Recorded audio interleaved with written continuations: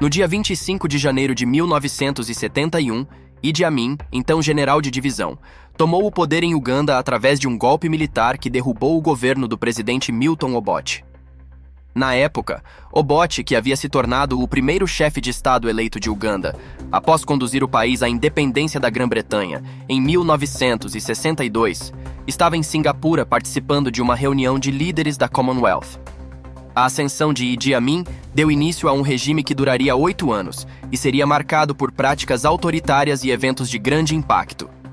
Seu governo ficou conhecido pela repressão política, abuso dos direitos humanos, gestão econômica ineficiente, assassinatos extrajudiciais, perseguições étnicas e um nível alarmante de corrupção e nepotismo.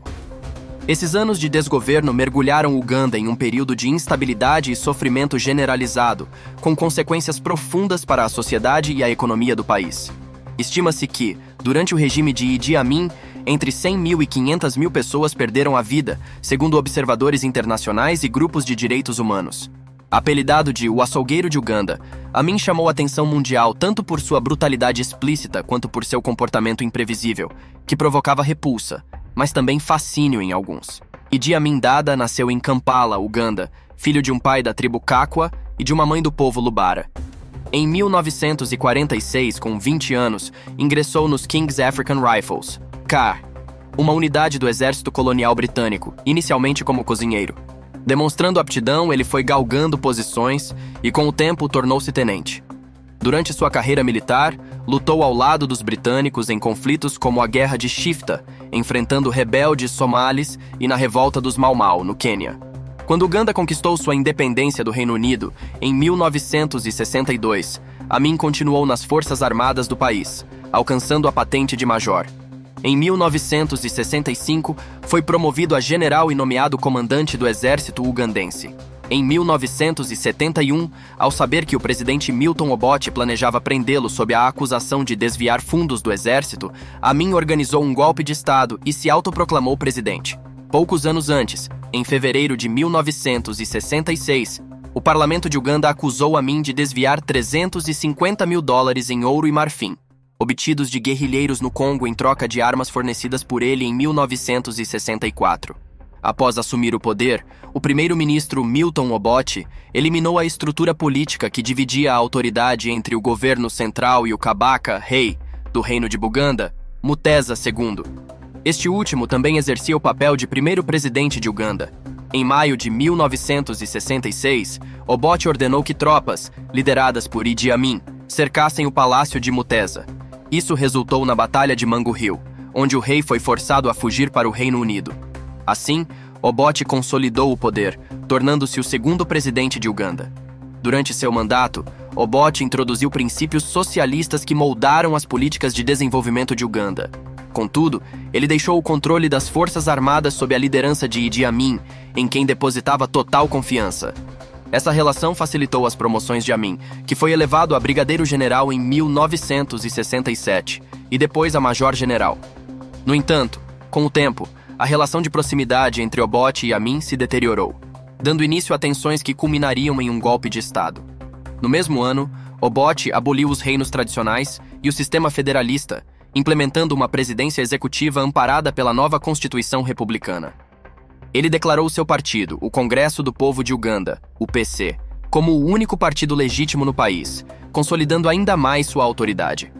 O golpe de Estado em Uganda, ocorrido em 25 de janeiro de 1971, foi fruto de um planejamento estratégico e meticuloso. Há relatos de que o Reino Unido enxergava Idi Amin como uma alternativa favorável a Milton Obote, com quem mantinham discordâncias políticas e econômicas significativas. Em outubro de 1970, Milton Obote, que já desconfiava das intenções de Amin, decidiu removê-lo do Comando-Geral das Forças Armadas de Uganda e nomear-se para o cargo. Ele então começou a preparar acusações de má conduta financeira contra Amin, mas agiu de forma lenta demais, o que acabou sendo um erro fatal. Nesse meio tempo, Amin soube das intenções do presidente e agiu agressivamente contra ele. Enquanto Obote participava de uma reunião da Commonwealth em Singapura, Idi Amin tomou o poder e se declarou o terceiro presidente de Uganda. Após o golpe, Obote buscou exílio na Tanzânia, onde recebeu proteção do presidente Julius Nyerere. No início, a mudança foi comemorada pela população ugandense, que dançava nas ruas celebrando a nova liderança. No cenário internacional, o golpe também foi bem recebido por algumas potências. O Reino Unido demonstrou apoio, aliviado com a substituição de Obote, cujas iniciativas para nacionalizar propriedades britânicas, em 1970, haviam gerado tensões. Israel, por sua vez, acreditava que Amin promoveria seus interesses, especialmente devido aos grandes projetos de construção que mantinha no país e à colaboração direta com o novo líder. Entretanto, as esperanças iniciais rapidamente deram lugar a uma realidade sombria. Idi Amin revelou-se um líder brutal e autoritário. Conflitos étnicos começaram a emergir dentro do exército de Uganda, exacerbados pelo favoritismo de Amin à sua tribo nubiana, que ele havia integrado em grande número. Como resultado, mais de 1.000 soldados das tribos Acholi e Langi, predominantemente cristãs, foram eliminados. Em um dos episódios mais cruéis, 6 semanas após assumir o poder, 32 oficiais do exército, também pertencentes às tribos Acholi e Langi e considerados leais a Obote, foram aprisionados em uma cela na prisão de Makindye, em Kampala. Eles foram mortos em uma explosão de dinamite, sinalizando o início de um regime marcado pela violência e repressão. No primeiro ano de seu governo, Idi Amin eliminou aproximadamente 2/3 do exército de Uganda, consolidando seu controle de forma brutal. A economia do país também sofreu com decisões desastrosas, como a ordem para imprimir mais dinheiro, o que agravou a inflação e gerou instabilidade financeira. Em 1972, Amin pediu recursos financeiros e caças a jato a Israel, argumentando que precisava deles para enfrentar Milton Obote na Tanzânia.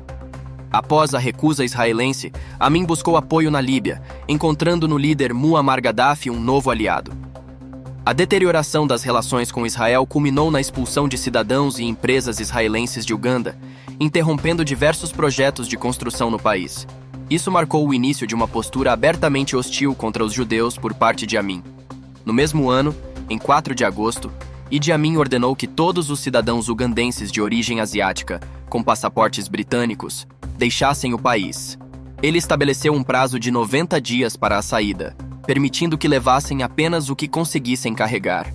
Cerca de 40.000 pessoas, descendentes de trabalhadores indianos trazidos pelos britânicos, foram forçadas a abandonar o país, causando uma ruptura definitiva nas relações entre Uganda e o Reino Unido. Em outubro de 1972, o alto comissário britânico foi expulso de Uganda sob acusações de difusão de propaganda maliciosa.